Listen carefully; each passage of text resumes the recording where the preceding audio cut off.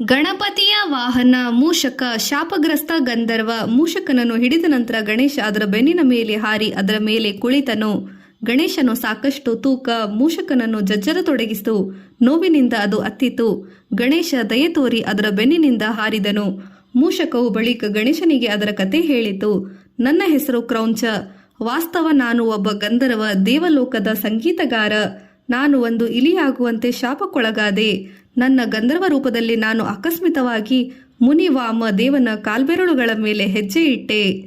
ಸಿಟ್ಟಿಗೆದ್ದ ಮುನಿ ನನಗೆ ಶಾಪ ನೀಡಿ ನನ್ನನ್ನು ಒಂದು ಇಲಿಯಾಗಿಸಿದ. ನಾನು ಅವನನ್ನು ಕರುಣೆ ತೋರಲು ಕೇಳಿಕೊಂಡೆ. ಆಗ ಮುನಿಯು ನನ್ನ ಸಾಮರ್ಥ್ಯಗಳ ಮುಂದೆ ಯಾವಾಗಲೂ ಮಂಡಿಯೂರುತ್ತಾರೆ. ನಾನು ಶಾಪವನ್ನು ಹಿಂದಕ್ಕೆ ಪಡೆಯಲಾರೆ ಎಂದು ಹೇಳಿಬಿಟ್ಟನು ಎಂದು ಹೇಳಿತು. ಮೂಷಕ ದೊಡ್ಡ ಇಲಿಯಾಗಿ ಭೂಮಿ ಮೇಲೆ ಬಿತ್ತು. ಹಲವು ಜನ ಅದನ್ನು ಹಿಡಿಯಲು ಬಲಿಯಾಕಿ ಕೊಲ್ಲಲು ನೋಡಿದರು. ಆದರೆ ಅದರಲ್ಲಿ ವಿಫಲರಾದರು, ಏಕೆಂದರೆ ಅದು ಸಾಧಾರಣ ಇಲಿಯಾಗಿರಲಿಲ್ಲ. ಆದರೆ ಗಣೇಶ ಮೂಷಿಕವನ್ನು ಹಿಡಿದು ಅದರ ಜೀವನಕ್ಕೆ ಒಂದು ಉತ್ತಮ ಉದ್ದೇಶವನ್ನಿತ್ತು. ಅದನ್ನು ತನ್ನ ವಾಹನನಾಗಿ ಮಾಡಿಕೊಂಡನು. ಮೂಷಕ ವಾಹನ. ಭಗವಾನ್ ಗಣೇಶ ಮೂಷಕದ ನಿಜ ಗುರುತು ತಿಳಿದನು. ದಯಾಮಯ ಗಣೇಶ ಮೂಷಕದ ಮೇಲೆ ಕನಿಕರ ತೋರಿ ಅದರ ಶಾಪ ಕೊನೆಗಾಣಿಸಲು ನಿರ್ಧರಿಸಿದ. ಕೆಲವು ಮಂತ್ರಗಳನ್ನು ಪಠಿಸಿದ ನಂತರ ಮೂಷಕನ ಅದರ ದೊಡ್ಡ ಕೋಪದಿಂದ ಒಂದು ಸಮಂಜಸವಾದ ಗಾತ್ರಕ್ಕೆ ಇಳಿದನು. ಬಳಿಕ ಮೂಷಕ ಗಣೇಶನನ್ನು ಅವನ ವಾಹನವಾಗಿ ಉಪಯೋಗಿಸಲು ಕೇಳಿಕೊಂಡಿತು. ಓ ದೇವ, ನನ್ನ ಶಾಪವನ್ನು ಶುದ್ಧಿ ಮಾಡಿದ್ದಕ್ಕೆ ಸಾಕಷ್ಟು ವಂದನೆ ಹೇಳಲಾರೆ. ನಾನು ನನ್ನನ್ನು ನಿನ್ನ ವಾಹನವಾಗಿಸಿಕೊಳ್ಳಲು ಅರ್ಪಿಸುತ್ತೇನೆ. ನೀನು ಎಲ್ಲಿ ಹೋಗಬೇಕೆಂದು ಬಯಸುವೆಯೋ ಅಲ್ಲಿ ನಾನು ನಿನ್ನನ್ನು ಕರೆದೊಯ್ಯುವೆ ಎಂದು ಮನವಿ ಮಾಡಿತು. ಗಣೇಶ ಒಪ್ಪಿ ತನ್ನ ತೂಕವನ್ನು ಇಳಿಸಿದನು. ಒಂದು ಇಲಿ ತಾಳುವಷ್ಟು ಹಗುರನಾದನು. ಇಲಿ ಹರ್ಷಿಸಿತು. ಆಗಿನಿಂದ ಮೂಷಿಕ ಗಣೇಶನ ವಾಹನವಾಯಿತು ಹಾಗೂ ಒಬ್ಬ ನಮ್ರ ಭಕ್ತನಾಯಿತು. ಮುನಿ ವಾಮದೇವನು ಆ ಇಲಿಗೆ ಯಾರೆಲ್ಲ ಗಣೇಶನಿಗೆ ತಲೆಬಾಗುವರೋ ಅವರೆಲ್ಲ ಇಲಿಗೂ ಕೂಡ ತಮ್ಮ ಗೌರವವನ್ನು ಸಲ್ಲಿಸುವರು ಎಂಬ ವರನಿತ್ತನು. ಗಣೇಶನಿಗೆ ನೀಡಿದ ಸಿಹಿ ತಿನಿಸುಗಳಲ್ಲಿ ಉಳಿದದ್ದು ಮೂಷಕದ ಪಾಲು ಆಹಾರವಾಗುತ್ತದೆ ಎಂದು ಹೇಳಿದನು. ಆ ದಿನದಿಂದ ಗಣೇಶನೊಂದಿಗೆ ಮೂಷಕನನ್ನು ಆರಾಧಿಸಲಾಗುತ್ತದೆ. ಗಣೇಶನಿಗೆ ಮೂಷಕ ವಾಹನ ಎಂದು ಇನ್ನೊಂದು ಹೆಸರು ಬಂದಿತು. ದೇವತೆಗಳ ಸಂಚು. ದೇವತೆಗಳಿಗೆ ಅದೊಂದು ಶುಭ ದಿನ. ಭಗವಾನ್ ವಿಷ್ಣು ಮತ್ತು ದೇವಿ ಲಕ್ಷ್ಮಿ ಮದುವೆಯಾಗುತ್ತಿದ್ದರು. ಅವರ ವಿವಾಹಕ್ಕೆ ಸ್ವರ್ಗದಿಂದ ಭೂಮಿಯವರೆಗೆ ಇಡೀ ವಿಶ್ವವನ್ನು ಅಲಂಕಾರ ಮಾಡಲಾಗುತ್ತಿತ್ತು. ಎಲ್ಲ ದೇವತೆಗಳು ಆಹ್ವಾನದ ಮೇರೆಗೆ ಕುತೂಹಲ ಕೆರಳಿತು. ವಿವಾಹದ ಹಿಂದಿನ ದಿನ ಎಲ್ಲ ದೇವತೆಗಳು ವಿಷ್ಣುವನ್ನು ಅವನ ನಿವಾಸದಲ್ಲಿ ಭೇಟಿ ಮಾಡಲು ನಿರ್ಧರಿಸಿದರು. ವಿಷ್ಣು ಎಲ್ಲರನ್ನು ಸ್ವಾಗತಿಸಿದನು. ಆದರೆ ಈ ಭೇಟಿಯಿಂದ ಗೊಂದಲಕ್ಕೀಡಾದನು. ಅದನ್ನು ಎಲ್ಲರಲ್ಲೂ ಮದುವೆ ದಿನ ನಾಳೆ ಇಲ್ಲಿ ಏಕೆ ಗುಂಪುಗೊಂಡಿದ್ದೀರಿ, ಚರ್ಚಿಸಲು ಏನಾದರೂ ಇದೆಯೇ ಎಂದು ಕೇಳಿದನು. ದೇವತೆಗಳು ಹೌದು ಎಂದು ವಿಷ್ಣುವಿಗೆ ಹೇಳಿದರು. ಮುಂದುವರೆದರು. ಶ್ರೀ ಗಣೇಶನನ್ನು ವಿವಾಹ ಸಮಾರಂಭಕ್ಕೆ ನಮ್ಮೊಂದಿಗೆ ಕರೆದೊಯ್ಯಲು ಸುಲಭವಲ್ಲ ಎಂದು ಹೇಳಿದರು. ವಿಷ್ಣು ಕಾರಣ ಕೇಳಿದನು. ಒಬ್ಬರು ಉತ್ತರಿಸಿದರು, ಗಣೇಶನ ಭಯಾನಕವಾಗಿ ಕಾಣುತ್ತಾನೆ. ಅವನು ಸುತ್ತ ಇರುವಾಗ ನಾವು ಆರಾಮವಾಗಿದ್ದೇವೆ ಎನಿಸುವುದಿಲ್ಲ. ಅವನು ತಿನ್ನುವುದು ನೀನು ಎಂದಾದರೂ ನೋಡಿದ್ದೀಯಾ? ಖಂಡಿತ ಅವನು ದೇವಿ ಲಕ್ಷ್ಮಿ ಮತ್ತು ಅವಳ ಕುಟುಂಬದ ಮುಂದೆ ಮುಜುಗರ ಮೂಡುತ್ತದೆ ಎಂದು ಹೇಳಿದರು. ಗಣೇಶ ಆಹ್ವಾನಿಸಿದ ಅತಿಥಿ. ವಿಷ್ಣು ಗೊಂದಲಕ್ಕೀಡಾದ. ಅವನಿಗಾಗಲೇ ತನ್ನ ಮದುವೆಗೆ ಗಣೇಶನನ್ನು ಆಹ್ವಾನಿಸಿದ್ದ. ಇದೀಗ ದೇವತೆಗಳು ಅವನು ಬರುವುದು ಬಯಸಲಿಲ್ಲ. ಅವರ ಜತೆ ಇರುವುದರಿಂದ ಗಣೇಶನನ್ನು ವಿಷ್ಣು ನಡೆಸಲು ಸಾಧ್ಯವಿರಲಿಲ್ಲ. ಆದರೆ ಈಗಾಗಲೇ ದೇವತೆಗಳು ಒಂದು ಸಂಚು ಹೂಡಿದರು. ದಯಮಾಡಿ ಗಣೇಶನಿಗೆ ಸ್ವರ್ಗದಲ್ಲೇ ಯಾರೂ ಇಲ್ಲ ಎಂಬುದು ರಾಕ್ಷಸರು ತಿಳಿದಾಗ ದಾಳಿ ಮಾಡಬಹುದು ಎಂದು ಅವನ ಬಲವಾಗಿ ಹೊಗಳಿ, ನಾವು ನಿನ್ನ ಮದುವೆಗೆ ಭಾಗವಹಿಸಿದಾಗ ಅಲ್ಲಿ ಸ್ವರ್ಗವನ್ನು ಕಾಯ್ದಿರಿಸಿಕೊಳ್ಳಲು ಹೇಳಿ ಎಂದರು. ಮೇಲಿಂದ ಮೇಲೆ ಮನವಿ ಮಾಡಿದಾಗ ವಿಷ್ಣು ದೇವತೆಗಳಿಗೆ ಸಮ್ಮತಿಸಿದನು. ಗಣೇಶನನ್ನು ಒಬ್ಬನೇ ಇರುವಂತೆ ಬಿಡಲು ಇಷ್ಟವಿಲ್ಲದಿದ್ದರೂ ವಿಷ್ಣು ಗಣೇಶನಿಗೆ ಅಲ್ಲಿಯೇ ಇದ್ದು ಸ್ವರ್ಗ ಕಾಯ್ದುಕೊಳ್ಳಲು ಹೇಳಿದನು. ಗಣೇಶನಿಗೆ ನಿಜವಾಗಿ ವಿಷ್ಣುವಿನ ಮದುವೆಯಲ್ಲಿ ಭಾಗವಹಿಸಲು ಇಷ್ಟವಿತ್ತು. ಆದರೆ ಅಲ್ಲೇ ಉಳಿದನು. ಮಹರ್ಷಿ ನಾರದರು ತೊಂದರೆಯನ್ನುಂಟು ಮಾಡಲು ಒಲವುಳ್ಳವನಾಗಿ ಗಣೇಶನ ಭೇಟಿ ಮಾಡಿ ದೇವತೆಗಳ ಸಂಚು ಕುರಿತು ಅವನಿಗೆ ಹೇಳಿದರು.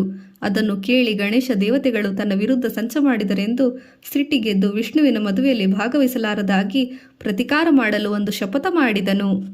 ಗಣೇಶ ತನ್ನ ಶಪಥ ಪೂರೈಸಿದನು. ದೇವತೆಗಳು ಗಣೇಶನ ವಿರುದ್ಧ ಸಂಚು ಹೂಡಿದ್ದರಿಂದ ಅವನು ವಿಷ್ಣುವಿನ ಮದುವೆಯಲ್ಲಿ ಭಾಗವಹಿಸಲಾಗಲಿಲ್ಲ. ಗಣೇಶ ಆವೇಶಭರಿತನಾದನು. ಅವರ ಅತಿ ಪ್ರತಿಕಾರ ಮಾಡಲು ತನ್ನ ಶಪಥ ಅನುಸರಿಸಿ ಮದುವೆ ಮೆರವಣಿಗೆ ಸಾಗುತ್ತಿದ್ದ ಮಾರ್ಗದ ರಸ್ತೆಯ ಮೇಲೆ ಒಂದು ದೊಡ್ಡ ಹಳ್ಳ ತೋಡಲು ತನ್ನ ವಾಹನ ಇಲಿಗೆ ಆಜ್ಞೆ ಮಾಡಿದನು. ತನ್ನಿಂದ ಏನೂ ಆಗದ ತನ್ನ ಯಜಮಾನ ಬಯಸಿದ್ದನ್ನು ಅದನ್ನು ಮೂಷಕ ಹಾಗೆಯೇ ಮಾಡಿತು. ವಿಷ್ಣು ಗಾಡಿಯ ಚಕ್ರ ಮದುವೆ ಮೆರವಣಿಗೆ ಆ ಸ್ಥಳ ತಲುಪಿದಾಗ ಹಳ್ಳದಲ್ಲಿ ಸಿಕ್ಕಿಕೊಂಡಿತು. ಯಾವಾಗ ಚಕ್ರ ಹಳ್ಳದಲ್ಲಿ ಸಿಲುಕಿಕೊಂಡಿತೋ ದೇವತೆಗಳು ಮತ್ತು ಮದುವೆ ಗುಂಪಿನ ಎಲ್ಲ ಮುಂದಕ್ಕೆ ಹೋಗಲಾರದಾದರು. ಎಲ್ಲರೂ ಹಳ್ಳದಿಂದ ಚಕ್ರವನ್ನು ಎಳೆಯಲಾರಂಭಿಸಿದರು, ಆದರೆ ಅದು ಹೊರಕ್ಕೆ ಬರುತ್ತಿರಲಿಲ್ಲ. ದೇವತೆಗಳು ಚಕ್ರ ಹೊರತೆಗೆಯಲು ಯತ್ನಿಸಿದರು, ಆದರೆ ಅದು ಚಲಿಸದೇ ಇಲ್ಲ. ಪ್ರತಿಯೊಬ್ಬರು ಮದುವೆಗೆ ಶುಭ ಮುಹೂರ್ತವಿರುವ ಹಂತ ಹಂತ ರೂಪದಲ್ಲಿ ತಲುಪಿದಾಗ ಚಿಂತೆಗೊಳಗಾದರು. ವಿಷ್ಣು ಚಿಂತೆಗೀಡಾದ. ಯಾರು ತನ್ನ ಮದುವೆ ಮೆರವಣಿಗೆ ನಿಲ್ಲಿಸುವಷ್ಟು ಬಲಶಾಲಿಯೋ ಎಂದು ಧೈರ್ಯಶಾಲಿ ಎಂದು ಅವನು ಆಶ್ಚರ್ಯಪಟ್ಟನು. ವಿಘ್ನ ನಿವಾರಕ. ಪ್ರತಿಯೊಬ್ಬರೂ ವಿಷ್ಣುವಿನ ರಥದ ಚಕ್ರವನ್ನು ಹಳ್ಳದಿಂದ ಹೊರಗೆ ತೆಗೆಯಲು ಪ್ರಯತ್ನಿಸಿದರು, ಆದರೆ ಅದು ಹೊರಬರಲಿಲ್ಲ. ಆ ಮಾರ್ಗದಲ್ಲಿ ಒಬ್ಬ ರೈತ ಹೋಗುತ್ತಿದ್ದ. ಅವರೆಲ್ಲ ಪರಿತಪಿಸುವುದನ್ನು ಕಂಡು ನೆರವಾಗಲು ಹೋದನು.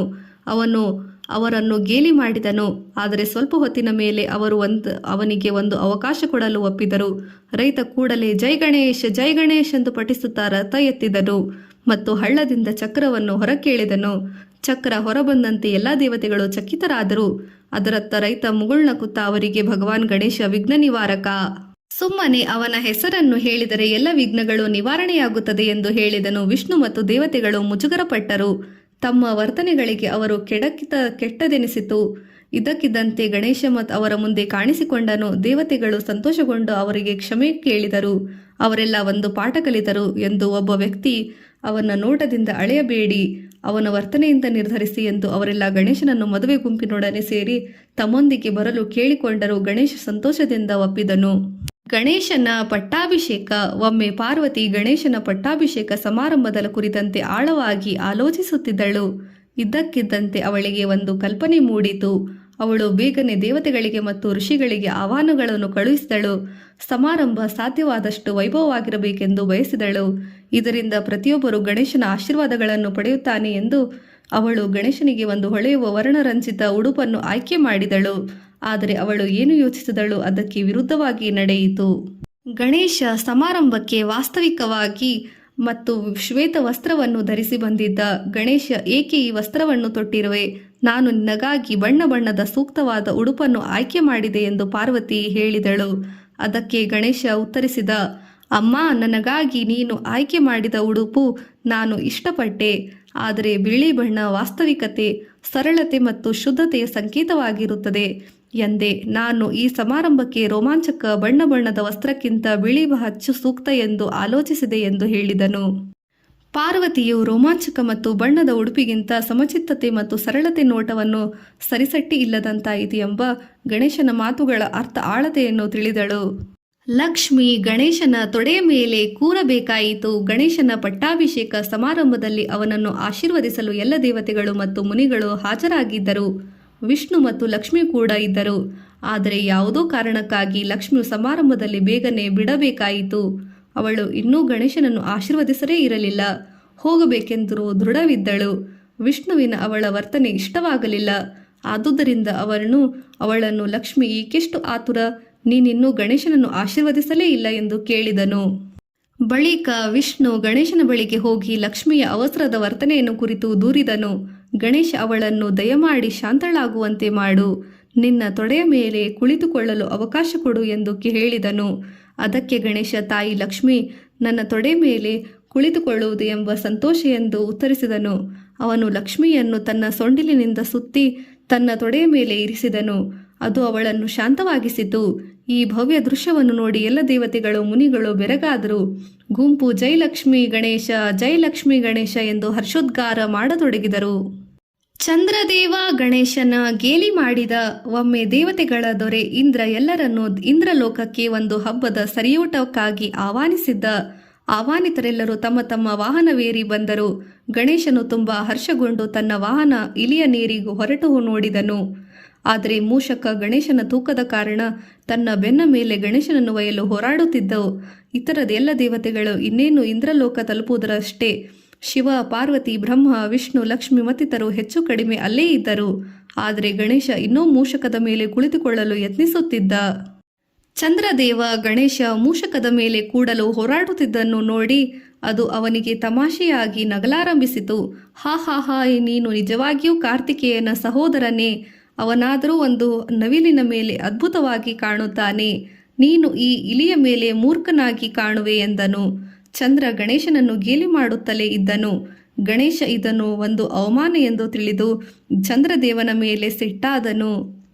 ಶಾಪ ಮತ್ತು ಚಂದ್ರದೇವನಿಗೆ ಪರಿಹಾರ. ಚಂದ್ರ ಅಣಕ ಮಾಡಿದ್ದು ಗಣೇಶನಿಗೆ ಕೋಪ ಉಕ್ಕಿಸಿತು. ಹಾಗಾಗಿ ಅವನು ಚಂದ್ರದೇವನಿಗೆ ಅವನು ತನ್ನದೇ ಪ್ರಕಾಶ ಮತ್ತು ಹೊಳಪನ್ನು ಕಳೆದುಕೊಳ್ಳುತ್ತಾನೆ ಎಂದು ಶಾಪವಿತ್ತನು ಮತ್ತು ಅವನನ್ನು ನೋಡಿದ ಯಾರೇ ಆಗಲಿ ಕೂಡ ಶಾಪಕ್ಕೊಳಗಾಗುತ್ತಾರೆ ಎಂದು ನುಡಿದನು. ಕೂಡಲೇ ಚಂದ್ರ ತನ್ನ ತಪ್ಪನ್ನು ಅರಿತು ಕ್ಷಮೆ ಬೇಕೆಂದು ಕೇಳಿಕೊಂಡನು.